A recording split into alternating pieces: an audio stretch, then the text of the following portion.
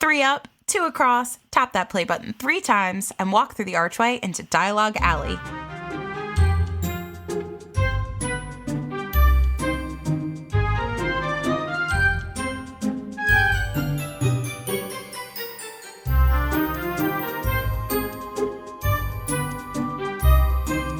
Hello and welcome to Dialogue Alley, a podcast all about Harry Potter books, book translations, and all other things magical. I'm Melanie. And I'm Erik. And the two of us are Harry Potter book translation collectors, and we talk about all sorts of Harry Potter books on this podcast. So that pretty much, I feel like that sums it up for you. When you said book, I thought you were waiting for me to say collectors, or I thought we were gonna go. It was gonna be a Baxy's fourth. What did you call it? What did I say before? Baxy Fortsy. Baxy Fortsy. That's fun to say. Book. I've never heard it that way. Translation collector. I feel like that's the first time I've said that in my life. I feel like when Carly's back next time, we have to try to nail that down. Book translation collectors. Book translation collectors. We could give that a try. We could give it a try. I think it's doable. There's only 3 words, and there's only 3 of us. And speaking of 3, this is the 3rd season of this podcast. What a transition. Amazing. Wow. We are up to episode 27, and can you believe it? This is our 86th episode, and I feel like we've said other episode numbers, but it's officially our 86th episode, because I counted, and I made sure to take out, like, little trailer episodes that or that Spreaker bonus one count. that I think everyone that, like, no matter who you are, still has access to one bonus episode, I think. Yeah, I counted that one though because okay, that's fair. Yeah, I just didn't count. There was like a trailer episode, quote unquote, and then like a teaser, quote unquote, episode. So this is our 86th episode of our podcast. And if you are new here, welcome to this podcast. We're happy to have you. Hi, Erik and I are waving. Hello. And yeah, typically on an episode of Dialogue Alley podcast, you'll hear us talking about different translations of Harry Potter books from all over the world. Every episode, we talk about a translation of the show.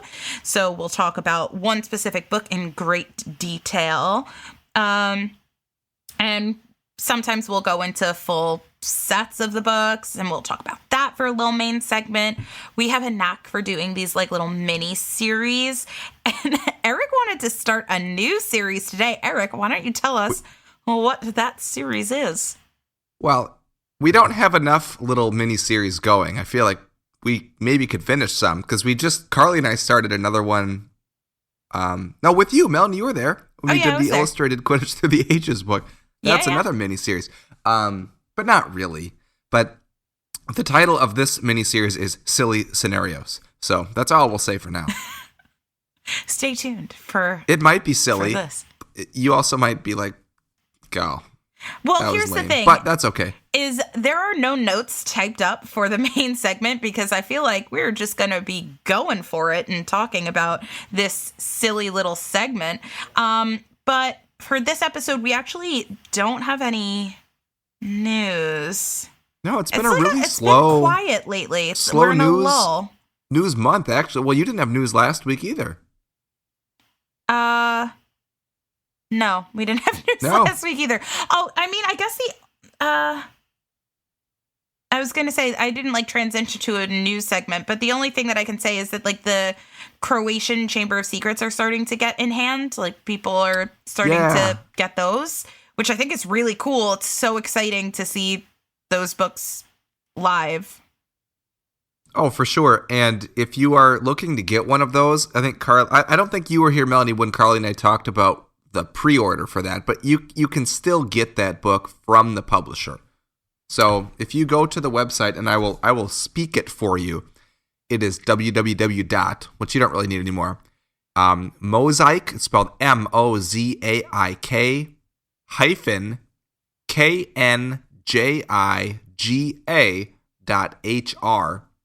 You can buy these from the publisher from Croatia. So easy, super easy to get either book 1 or book 2. They're up to book 2 now. Well, stay tuned, because we might be talking about that a little bit later in the episode. But I guess with that being all of the news-ish that we have, why don't we get right into our silly main segment?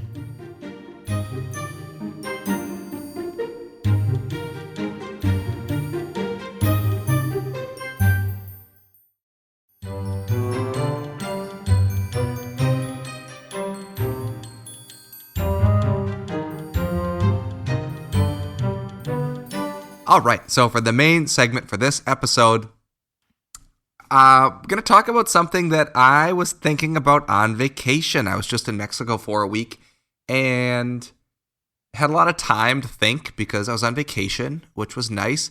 And obviously I listened to the Harry Potter audiobooks on loop. So currently I'm on book 4. And, you know, every time they go back to Hogwarts, or even like at the beginning of all the books, at least in the first 3, even a little bit of number 4, we are reminded of all like kind of the basic plot points, right? Like they never just assume that you know everything. And by they, I mean J.K. Rowling, which is, I think, good. I love that. It's good.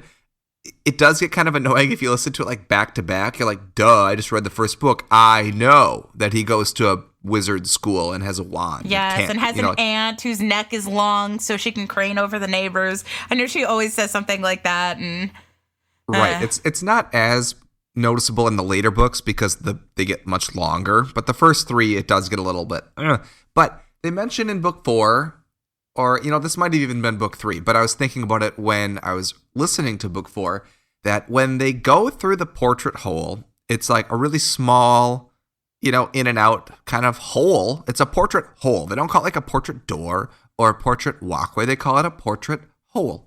And they climb through it. And later, you know, when Dean and Ginny are an item and, you know, he tries to help her through the portrait hole. Right. We assume that means they're like crawling or kind of hunched walking or very tightly entering or exiting the Gryffindor common room.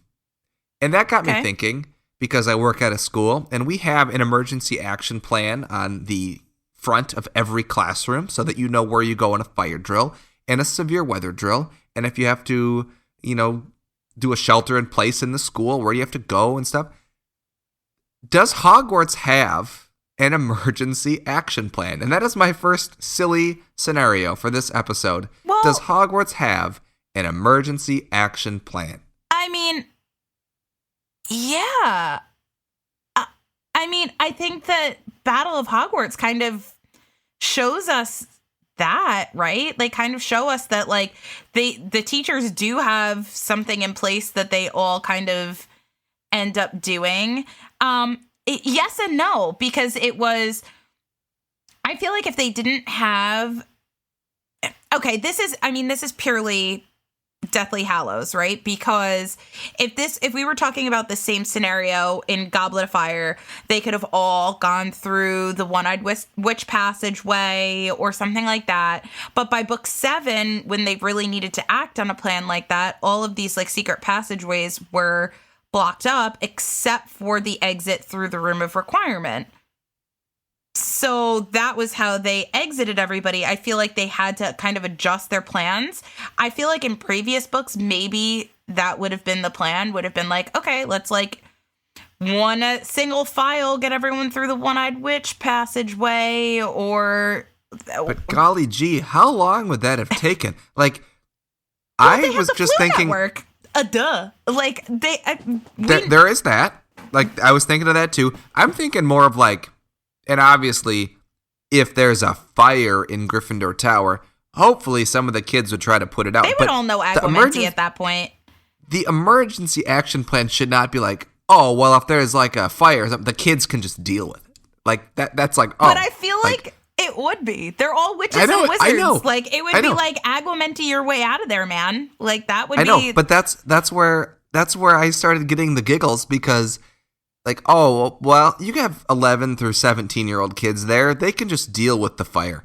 But, like, well, at actually, my elementary... they don't learn Agumenti until 6th year, no? Because... So, hopefully, there's some older kids around. Otherwise, like, the younger kids are like, uh-oh, there's a fire. Quick, everyone to the portrait hole. oh, it's only one at a time. Like, I'm getting smushed up against the brick wall because we're all panicking. Well, do you think, like, didn't at some point, like, Harry keep his broom in his room?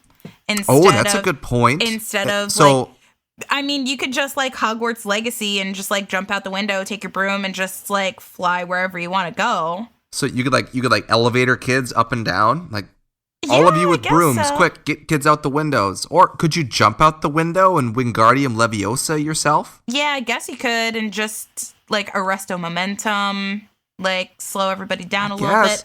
Cushioning charm. I find it hard to imagine that, like, they're in the dormitory, there's only one way in and out, like, without jumping out a window, and you're just, like, trusting the kids to be like, oh, they'll be safe. Because, yeah, like, I feel, okay, but that's hard, though, because I feel like every common room would have to be taken, like, in isolation, right? Because if you, and I'm also saying this very, like, with Hogwarts Legacy kind of, like, in my brain, because that's, like, a very vivid picture of every common room.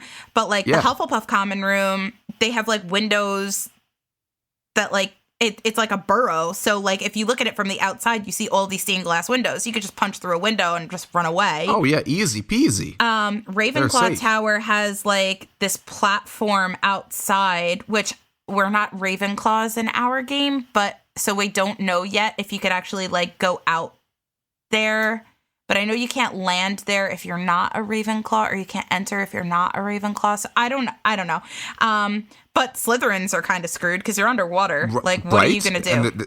Again, it's a one-way in and one-way out. However, the brick wall seems like a little bit wider to go through. It's not like a hole that you crawl through. So you could at least, like, everyone could just charge out of there pretty fast. Annabelle, who's one of our Patreon members in the live listening right now, suggests that maybe the kids would bounce like Neville if they all just jumped out the window. Oh, I love that. That's a possibility. It is. Yeah, maybe in, like, a crisis situation, you just, like, magically do things that you didn't know you were capable of doing. I don't know, but maybe. I definitely would like to think that, like, all of the professors, like, have an action plan, and I imagine it would be very similar in crisis to how Battle of Hogwarts kind of played out. Like, McGonagall 100% would get all of those, like, soldiers going. Like, oh, yeah. You know, all, like, the whatever suits of armor. Like, they'd all be like. But, like, if we're expecting the kids to take care of some of the emergency, like the fire, like, you're a teacher, I'm a teacher. How would our emergency action plan be like, okay, 10-year-old kid, if there's a fire, grab the fire extinguisher and you're going to put out the fire? Oh, no.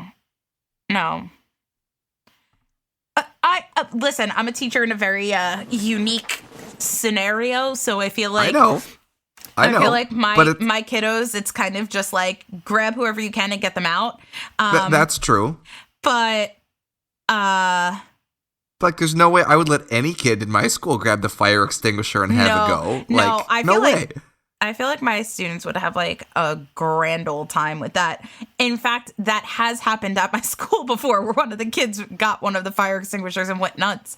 And it was a really expensive issue. But probably pretty fun. No, but and you know what the worth thing it. is? I'm sure. I'm sure it was worth it. I'm pretty highlight of that child's life right there. Honestly, I'm pretty sure they told us this happened years ago when I first started at my agency, but I remember them saying, like, they looked back at the cameras to when the kid did it, and they said he had just the biggest grin on his face, like, the whole time. I can't even imagine. You go. He probably loved it. There you go. If you're gonna do it, have a great time. The thing is, at Hogwarts, Dialogue Alley does not endorse discharging fire extinguishers in a non-emergency situation. Thank you. If you're a student at Hogwarts and you have a wand, like, you better be trying something. Right? Well, besides throwing your wand on the fire. Don't do that. That would increase the fire. Yeah, no. We don't want to do that. That leads me to another question I had in my, middle of the night think that I had abroad. How come nobody at school, and maybe this is a different silly scenario. I don't know. Nobody at school ever forgets their wand at school in another location. Everybody always has it. I am they sure. all go to class. They No. But it's never mentioned. It is never mentioned. I'm certain that Neville lost his wand on many accounts. Had to have. But they never specifically mention that in the books. It's not Neville Longbottom and the Sorcerer's Stone. Right, but that'd be a great plot point to like give someone detention or dock a bunch of points from one of the houses. Like, you forgot your wand and it's an exam. Like, golly. I imagine, honestly, and maybe this is just like my own headcanon, but like I imagine that there is some like force that you feel, like a compulsion to grab your wand like first thing in the morning and take it with you. Like it's like I've been like I have like my vitamins and my medicine that I take every single night before bed, and if I don't take it, I can't sleep that night. Like I have like a voice in the back of my head saying like, I forgot to do something. I forgot to do something. I forgot to do something. Like, you know, I feel like you probably have that like first thing in the morning when you wake up. It's gotta grab my wand, gotta get my wand, gotta get my wand. It's like a magical compulsion. Right, but then Harry loses his in book 4. I'm just past that part. They just got to Hogwarts, so he just had the whole World Cup kerfuffle. And like in the dire times of chaos, he's like going through the forest with everyone. Like he doesn't realize it right away when he's like getting out of bed. No, I know. It's like not till they get into the forest. It's like the danger is now, and he doesn't even like look for the wand until Hermione's like, I'm going to pull my wand out and do the Lumos charm. Like, it'd be like, oh my gosh, there's people, like, doing bad things, and they're coming our way. I should probably have my wand at the ready. I wonder if it's like, run. I wonder if that's, like, harder for Harry because of the fact that he was raised by Muggles. Like, I feel like maybe, but I can't even say that because but I don't know, because Hermione also. Well, and even if you were wizard born and wizard raised, you wouldn't have a wand until you went to Hogwarts. No, that's true. That's true. Unless you had like a toy that you just like every day you're like, someday, buddy, you'll be real. No, but don't they have like toy wands? Like I know I would assume like Harry had like a toy broomstick when he was little. Yeah. Like I don't know why I feel like it's mentioned somewhere in the books that like he had a toy wand. I mean, Fred and George make fake wands, so we know there's that. Yeah, that's true. Huh. But I don't know. So then, okay, back to the emergency action plan. Kids are running out of the school. They're getting out because there's an emergency. 4 kids just got stuck in the trick step on the staircase. Or whoops, the staircase decided to move, and now it's going the wrong way towards the blazing inferno. No, I imagine like in emergency, like Dumbledore would like cast some sort of magic into the air that would alert the school to go into like defense mode, and like all of the stairs that like normally would like point to your transfiguration class or take you down to potions if you go this way, all of the stairs would like turn and like go to an exit like right out of the school. That's okay. I like that. But what about the trick steps that you get stuck in? Would they turn off? It would be the responsibility of Mrs. Norris to stretch out and lay across the step. Or Filch. It would be Filch and Mrs. Norris would like lay across the step, and all the kids would like trample over them. Because I thought the same thing. Like, oh, maybe they can cast some spell to make all like the trickery and deception of like the fake walls and the fake doors, like all go away so everyone knows how to get out. But then that led me to think about, okay, so all of these things are there and the staff would have the ability to turn them off in case of an emergency. But they're like, but during normal times, we're just going to let the kids get stuck and we're going to laugh about it and open fake doors and smack into walls behind tapestries. I feel like they have like faculty meetings where they discuss and we're gonna like watch them and just giggle. We're like, it's a fake one, and then the kid gets stuck, and they're like, "Ha told you." Yeah, I don't know. I feel like it's just like they probably have a faculty meeting where it's like, okay, here's what everybody does. Minerva, it's your job to alert all of the whatever, the suits of armor. Like, that's your job. You do that. Suits of armor start, like, picking up kids, flinging them out the windows. You know? Like, they do something like that, escorting the flinging the kids out the windows?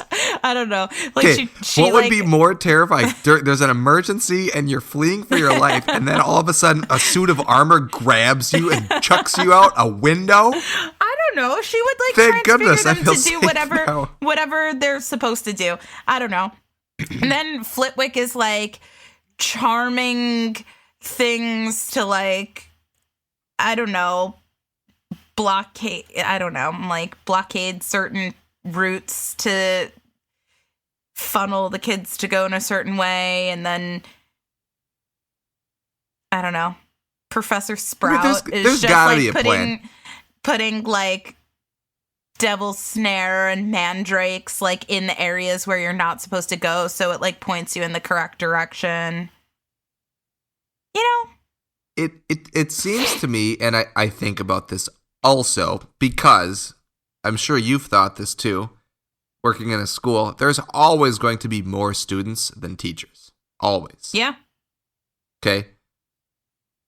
The kids could take over at any moment if they knew that they outnumbered the staff at Hogwarts, right? So, like, they don't seem to mention, and I know there are some teachers that we never actually, like, meet, right? There's, like, the Muggle Studies teacher, there's Professor Vector, you know, there's other classes that kids take, but it just seems like the staff to student ratio at Hogwarts is very, like, not in favor of the staff. So, just, like, do you mean just in, like, general, like, monitoring of the students? Yeah, or, you know, just, like, not class size, per se, but, yeah, just in general monitoring of the students. Well, I mean, I guess that's why they have, like, a head boy, head girl prefix scenario. I suppose in the prefix, yeah. And so I feel like that is, those people are just the eyes, like, having prefix. That makes sense. I feel like that's probably, ooh, that's good. Annabelle just said something else, saying that the portraits helped monitor the hallways as well. Like, could you imagine if it was just, like, all of the portraits saying, go this way, keep going, pick up the pace, like, get out of the building, Hogwarts is in danger. Like, that would make sense. That's really smart. That would be really smart. Go this way. They all hold up a sign. Like, they all have, like, an emergency card. And they're like, oh, I gotta hold up my sign. It's like an arrow. They're like, oh, wait, other way. Oops, oh, sorry. no, wait, was it? So, yeah, I don't know. That's a good thought, is, like, you know, get the help of the portraits to, like, notify the kids to get out or do whatever. Grab your wands and cast Aguamenti. There's a fire in the common room. Right. There you go. Well, and maybe the house elves, there's a lot of those. And they can kind of apparate wherever they want.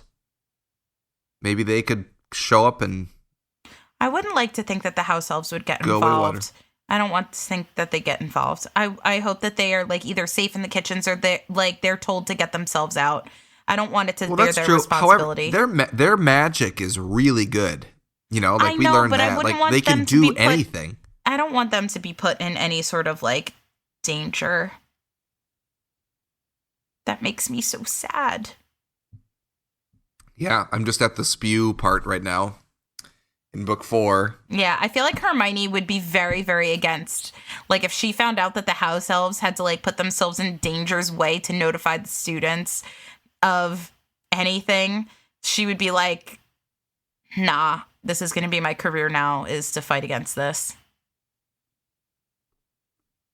That makes sense. Well, so I think to conclude this silly scenario that I was thinking of, I'm sure Hogwarts has an emergency action plan. Obviously, it would not make good reading to have someone discuss the emergency action plan. However, it actually might have been pretty entertaining. But like I said, if there was some sort of safety. That's pretty much what debriefing. Deathly Hallows is. I feel like is like putting charms on the school, and Professor Sprout. Yeah, that's true. You go to this tower, you go to this tower, you throw mandrakes at these people, you throw crystal balls at these people, and I need you to get all of the suits of armor to protect the school, blah, blah, blah. Like, I feel like that was the plan, Yeah, that's so true. We got to see the action of the emergency action plan. Yeah. Yeah. Okay. All right. Well, Melanie, what'd you think? Silly scenarios.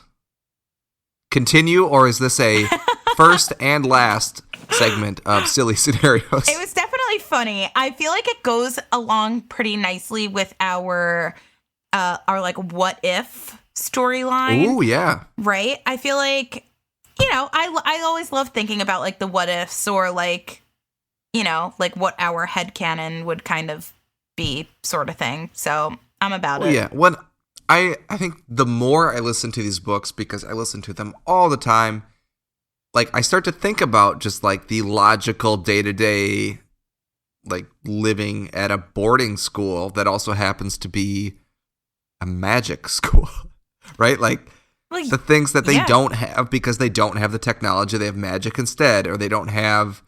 It doesn't seem like they don't practice fire drills, or they don't. How would, like, if you had like a good friend that was in like you're in Hufflepuff and like Eric's in Ravenclaw, and like we want to go for a walk around the lake after like class next Tuesday, whatever. Like, how are you supposed?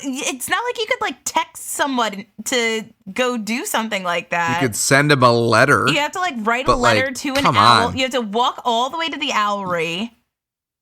Get an owl. Because they're probably hanging out in their common room, and you're in yours. So and like, you don't necessarily even know where it is. What if you only have class like once a week, but you're having a really bad day and you just want to like hang out with your friend, but you don't know where to find your friend? And also, how are you supposed to get, like, thank goodness Hermione came out with the galleons. I guess. Yeah, but like mealtimes, they all sit at their own tables, what too. What if I'm depressed and I don't want to eat that day? Like, I'm too depressed to eat. All I want to do is talk with my friend who happens to be in another house. You got to go knock on the fat lady. Just knock right on the painting. Hey, I need to talk to Bobby. Right? I mean, what are you supposed to do? I don't know. That's like there you go. Melanie. Sorry, that is a silly scenario for another time. Silly scenario. All right. Well, there we go. Thank you for enlightening us, everybody, for this very silly segment of silly scenarios. And I think we'll continue this one. I liked it. Yeah, it was fun. Okay. All right. And that's it. That's the end. No, it's not the end, because it is time for the translation of the show. Well, obviously it's not the end. It's not the end. I knew that. I know, but like, it's the end of the silly segment, and now it's time for the translation of the show, which I can't wait to talk about. Oh, yes. It's like one of my favorite languages, and just a phenomenal book. It's another one that I can't believe that we haven't done yet. It's crazy. Oh, I know. I can't either.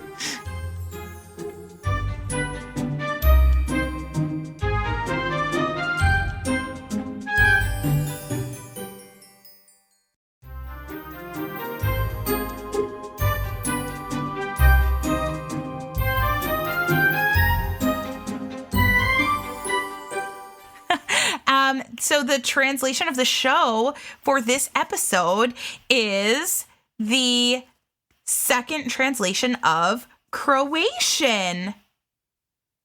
Pew, pew, pew. Pew, pew, pew, pew. I'm so excited about this book. This is a book that we were all like pretty surprised was going to be released. And, we've talked about it earlier in the episode that it's book 2 is coming out. So it's looking like the whole series is going to be coming out. It was new publisher, new translator, all that new jazz, which is super exciting. Because previously we were talking about how books in Croatian are pretty tricky to get with the original translation of Croatia. Croatian.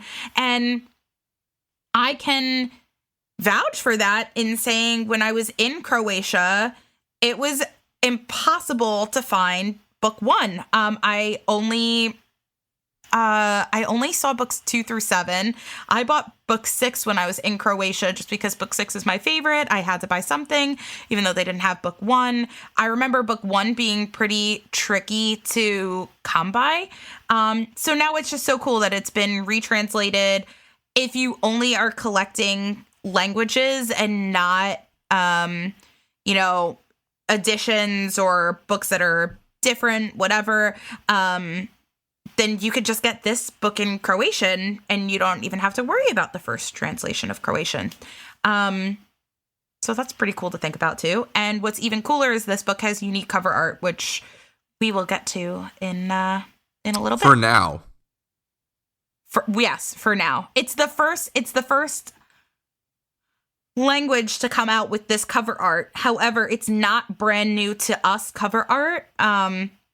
This is the artwork that we see for the, oh my gosh. Audiobooks. Audiobooks. Well, I'm like, my brain is... Audiobooks. I've been doing Passover like all day and I've been cooking and I think just all of the matzo ball fumes is like gotten to my brain a little bit. So I'm forgetting words like, do you know how many times I didn't know the word for suit of armor? So much so I just stalled just again because I couldn't think of it. I think you got a little schmaltz in the... There's too much schmaltz in the hippocampus there, Melanie. There's schmutzy schmaltz in my brain. I know, it's crazy. Oy vey. Oy vey. Oy vey. Anyway, to talk a little bit specifically about this book, it was translated by Dubravka Petrovic, and the publisher is Mosaic. Help me with the second word. I would say Kniga. Kniga. Which I'm pretty sure that's what the website was that you shouted out earlier in the episode. Same thing. So there you go. And just to give you guys a little bit about Croatian, because we always, like to give you a little bit of info about the language. We're very educational over here on this podcast. Wow, we try to be. I mean, we try. So Croatian is the official language of Croatia. Makes sense. And it's also one of the official languages of Bosnia and Herzegovina, and it's recognized as a minority language in Serbia, as well as some other neighboring countries, which is really cool.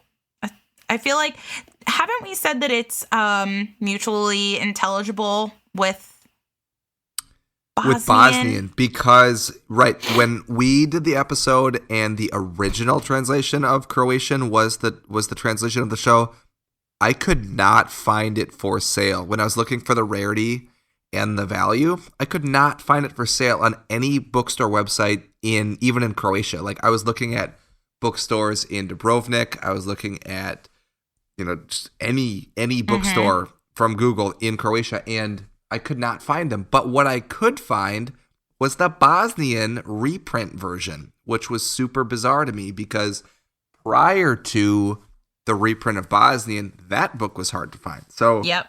I found it really strange that in all the Croatian bookstores websites, they all had the Bosnian book for sale. So that was really weird. And then come to find out that this new translation was in the works, and now pretty much all the bookstores in Croatia, I looked at them again. You can find this version of the book there alongside the Bosnian one if you still would like to. The title of this book and the Bosnian books are virtually indistinguishable. So unless you're looking at the covers themselves, you wouldn't necessarily know which is which. So there you go. Which they have very, very different covers. I feel like this book and the Bosnian. Oh, absolutely. Bosnian also has unique cover art. If you don't know the Bosnian. An only unique cover. Mm-hmm. It's not, you can't get a Bosnian book that doesn't look like a definite Bosnian book. For sure. And just to wrap up about the language, there are 7 million L1 speakers of Croatia and another 7 million that speak it as an L2, which is really cool. Just just awesome. I just feel like Croatian is like such a cool language, and it's also such an amazing country. It's not one of those places that, like, you know, people would say, oh, like my bucket list place I need to go is Croatia, but it should be like it. Well, if you're a big Game of Thrones fan, it might be. That's true, but so we did Croatia. We did 3 cities in Croatia for our honeymoon, along with we stopped in Italy and Spain, Slovenia, a few other places, but that's what I said to my husband was like, I never really thought of going to Croatia before. It never really like struck me as somewhere that I needed to go. I knew I wanted to go to Venice. I knew I wanted to go to Barcelona. And the 3 cities that we went to in Croatia were probably my favorite stops. We went to Split and we did a bunch of like Game of Thrones things. We're huge Game of Thrones fans. Oh, in addition to Harry Potter fans. So are we. So we've talked about that before. Oh, yeah. So, I mean, it was obviously like necessary for us to do like Game of Thrones things, but Dubrovnik is one of the coolest cities I've ever visited in my life. And I still to this day talk about how I cannot wait to go back there. It's my bucket list just to go back there again and spend more time because it's a phenomenally beautiful, beautiful, unique city. So my wife went there, like she went on a cruise and the cruise stopped there and was like, would love to go back. So I would love to go to Croatia too, just because it's beautiful. And it's also not just because of Dubrovnik, but like I've heard only good things about people that have been to Croatia on holiday or vacation. And it's not like the top of your list when you think of like places to go in Europe, but I've only heard good things. So I would love to go. Yeah. Yeah. I mean, I guess the only like downside about this book is like I was in 3 cities in Croatia and couldn't find the books, and these books weren't out yet at the time. So I can't, it's like a bummer for me to say that like I can't say that I got this book while I was in Croatia. My book 1, like my original translation, I had gotten in, I think, I some random website that wouldn't ship here, only would ship to the UK. So I shipped it to my friend. She held on to it for me, something like that. But this book, I'm pretty sure I just got through someone on the Discord, which is I think I got mine with you on the group order from our Discord. Which it's a new book. It's not exciting, but I think I got my first translation. Mine's a new copy. I think this was a instance of one of my uncle who judges international figure skating for the U.S. and then does world stuff all over the world. One of his judging friends who I have met once in France actually is from Croatia. So I think he got this book and gave it to my uncle somewhere, and then he brought it home. That's so cool. Who, by the way, his name is Yasko. He's a big Yankees fan. You know why, Melanie? Because they win. And when people pick a team that aren't from here and have no loyalty or years of just banging your head against the wall because your team isn't cutting it, you're not going to jump ship. But if you're just picking one from Croatia, you're going to go with the Yankees, the Dodgers, or the Red Sox at this point in time. I mean, you're probably right. I will say, or maybe the Astros at this point. To be fair, I was born into Yankees. Like, you are from New York. Choice. You're allowed to like I'm the allowed Yankees. to be a Yankee fan. Thank you. But I'm still allowed to hate you because every year the Twins make the playoffs and every year they lose to the Yankees. So, well, phooey on that. But how hard is it to get this book on a scale of not -1? It's so easy. It's not hard. Yeah. However, no, I will say, okay, it's not a 1. I would say it's a 1.5, maybe a 2, because you do have to navigate a site that's in a different language. So just use Google Translate. You have Chrome, if you have Chrome as your browser, it'll translate it for you. It's not hard at all. It's just get it. If you need help, send us a message. We are more than willing to point you in the right direction. But value, again, not high, right? Cost of a new book. Plus shipping. That's plus it. shipping. I feel like we always say shipping is included in the cost. Yeah, that's true. I mean, if you're in the United States or whatever country you're ordering from, it's probably maybe smart to get a group order together if you know a few people that want one. But otherwise, even if you're doing it yourself, I can't imagine it being more than $50 for this book and shipping. No, shouldn't be too bad. I'll be honest, I don't recall how this book smells. I don't think I smelled it since I first got it, because that's the first thing I do when I get a new book. So it's been a while. So let's smell this book if you would like to do so. Oh, you know what's so cool? Never mind. I'm saving it for my X Factor. Never mind. Just figured out something cool. Oh, is that what? Yeah. Whatever. Eric. I saw it too. So you can say it though. Time, I'm going to say I'll it as my X Factor. I'm going to give this an exceeds expectations for how it smells. It smells great. I agree. It smells great. That's it. I'll just say that it smells great. Exceeds I can't really put my finger on it, but it smells great. It's a great smelling book. Size and proportions, I'm also going to give it an it's between like an exceeds expectations and an outstanding. It's very like stout. It reminds me a lot of Swedish, like, because it's almost like squarish.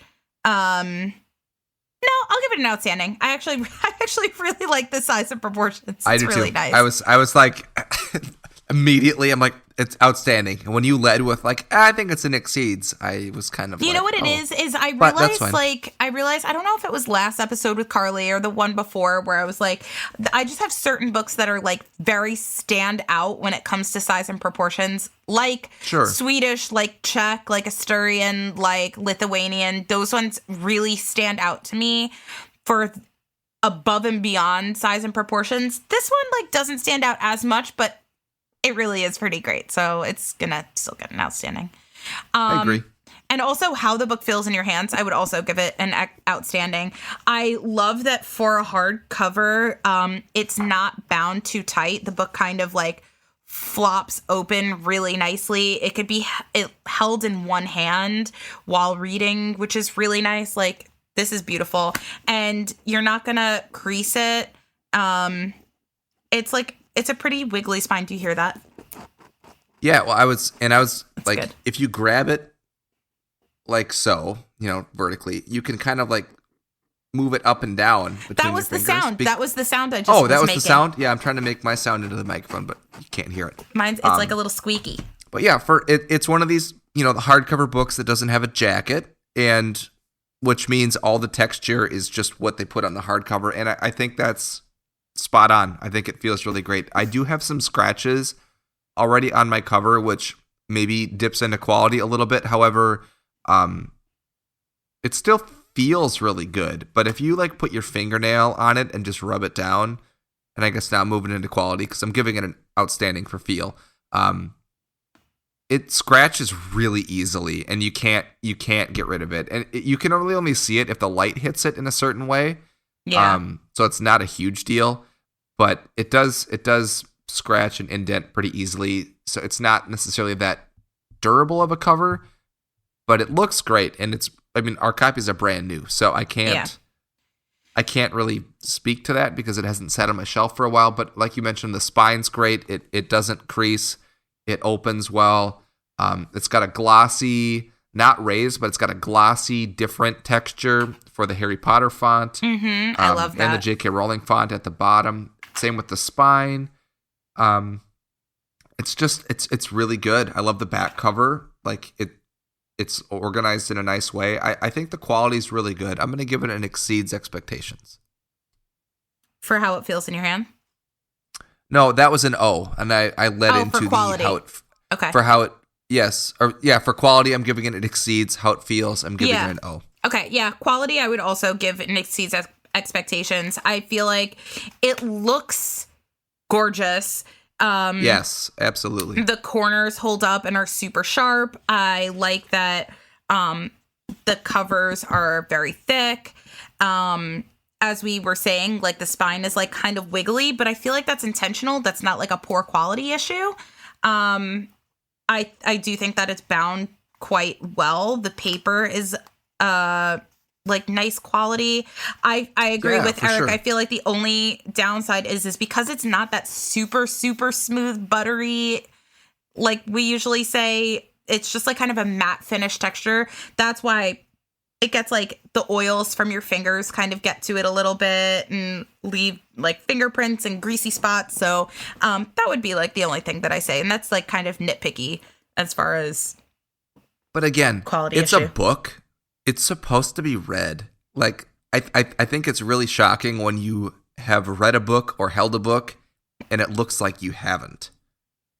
Yeah. Like, it's a book, people. Like, come on. Like, you see people's iPhones after 6 months and you're like, ugh. Gross. Like, what happened there? Like, well, it's in my pocket all day long and then I'm touching it with my hands all day long. Of course it's going to look like that. So, yeah, I can't get too nitpicky on that. No, I agree. But cover art, I mean, that's an outstanding. I think one of my favorite things about this cover art is it's not just Harry with a sky background catching the snitch like we've seen 1,500 times is Harry catching the snitch on a cover. This is like Harry in a Quidditch match and you have the whole Quidditch scenery like going on behind them.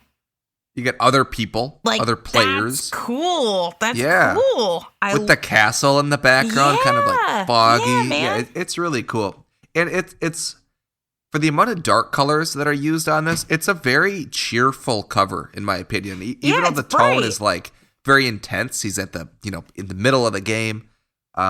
It's a very pleasant, like joyful cover to look at. And that really bleeds through to the back where, it's just the big castle with the kind of trees below it and the really blue sky. And I mean, you got the bright red spine, which I think is really cool. I'm curious.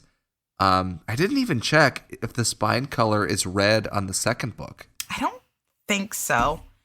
I don't know. I'd have to verify that. I want to say that it's some sort of blue only because I feel like that sounds right. Yeah, because I'm looking at the cover now. It's probably like a purpley blue or a bluish color because that sounds right. Because I remember Carly and I thinking blue. It was like, I remember we thought it was kind of like the rainbow set, and we're kind of hoping that it's going to be. I don't know if we talked about that on the show, but we talked about that before recording, definitely. Yeah, that'll be really cool to see. Outstanding for me for cover. Yeah, love it. My X Factor, which you would think would be the cover art because the cover art is amazing. And like we were saying before, it is unique just to Croatia. However, my X Factor is the chapter stars are actual stars. They're not like the iconic chapter stars that are in like our US editions. Erik was like showing me a hand because I actually have those tattooed, like the Scholastic chapter stars. I have them tattooed on my wrist, but these are like that same triangular pattern of stars, but they're just like a regular little star like you draw as a little kid star. Yeah, like a little 5-point star. Yeah. Like up, down, right, left, down. Yeah. Boop, boop, boop, boop, boop. Like so cool. I love that. That's my X Factor. Love it. It is cool. I agree. I think when you saw them, I saw them at the same time. So I agree with that. I think the only other thing I would say for the X Factor is the art. However, because this art is used in the audiobooks, it seems like anyone could publish books with these, right? It's not like, it's exclusively Croatian because a Croatian artist drew that. Like, I don't think that's the case. Right. So I would not be surprised if more languages produce books with this cover art, especially ones that haven't had anything besides like the Thomas Taylor or the Grand Prix art for book one, at least. Also, to just be like, oh, here's a refresh. Let's sell more books. Also, especially considering the fact that U.S. isn't the only country that's going to be celebrating a 25th. Oh my God, that's news! Right. Oh my God, I just thought of news. What? The German book. The German book. Oh my gosh. Oh my God, that's big news. All right, hold on. Let's finish this thought and then we'll get to that book. Okay. Yes. Okay. So because the 25th anniversary is coming up everywhere, we're going to be seeing new books coming out. We're going to be seeing new cover art. I wouldn't be surprised if we saw other countries using this cover art. Oh my God, the German book. Breaking news. Sorry, this it's pretty much breaking news. It happened like yesterday. Oh my God. They're coming out with a 1-volume book with all 7 books, a massive, massive volume. All 7 Harry Potter books in one book is the German 25th anniversary edition, and I am living for it. Oh, I can't wait. And I think as soon as I saw the announcement, I'm like, well, I know what I'm getting in Berlin this summer. Like, I'm getting that book. And I would tell you to bring one back for me. However, I feel like that thing's going to weigh 1,000 pounds. I know. So I'm going to have to kind of weigh the baggage situation. Yeah. Especially because I think a lot of you lot are going to just do a group order. So you can let me know when you get yours. I'm in no hurry. I want that book the second it comes out. I mean, I do too, but I also want to buy something in Germany. So if it's really big and heavy, I'll probably just get it on Amazon Germany and have them ship it over here. And then I'll get something else when I'm in Germany. But my favorite part of the announcement is Carlson's like, it uses Bible-like paper to make all the books fit in the 1 volume. And so, like, I don't know if you felt any book with Bible-like paper, which means the thinnest paper you can possibly imagine, so we can cram as much as we can into the smallest form factor possible. That's what this book is apparently going to contain. And the cover is purple. It looks so cool. It's going to be so good. It's going to be so good. I'm so excited. Like, that's a 25th anniversary idea right there. Way to go, Beautiful. Carlson. Like, thanks, Carlson. Well done. Oh my God. It's, a phenomenal, phenomenal book. Oh my gosh. I can't believe we forgot that in the news. That's so important. I can't even. Well, it's so recent. It was so recent. Yeah. That's fine. We haven't even discussed it yet. This is the first time we're talking about how excited we haven't, because I was abroad and my internet was not the greatest. And I really couldn't be. This book just looks sick. Talking about you know what's crazy is I feel like I talk about all the time. You guys know us by now. I talk about my favorite color is teal and green, and Carly's favorite color is green, and her favorite book is Asturian, and Erik loves the Korean book. I feel like you guys have heard me say Korean anniversary edition hardcover 1 volume, not the paperback 2 volume anniversary. Oh my Korean God. New translation anniversary edition. 1 volume. Johnny Little cover, hardcover, 1 volume. That's one of my favorite things to hear you say. I always talk about how I feel like the most magical colors, color combination, is purple and gold. I feel like I've said it. Oh, yeah. I say it all the time. I just don't know what it is about purple and gold. It just looks so magical. I think it's probably because I feel like Dumbledore would be frolicking around in purple and gold robes and with gold twinkly stars on it. Absolutely. Yep. Or a purple robe with a golden rope belt to kind of keep the robes in. For sure. Yeah. For absolutely. Sure. But that's this book. This book is dark purple with gold accents. It's gorgeous. I can't wait to have it. I'm so excited.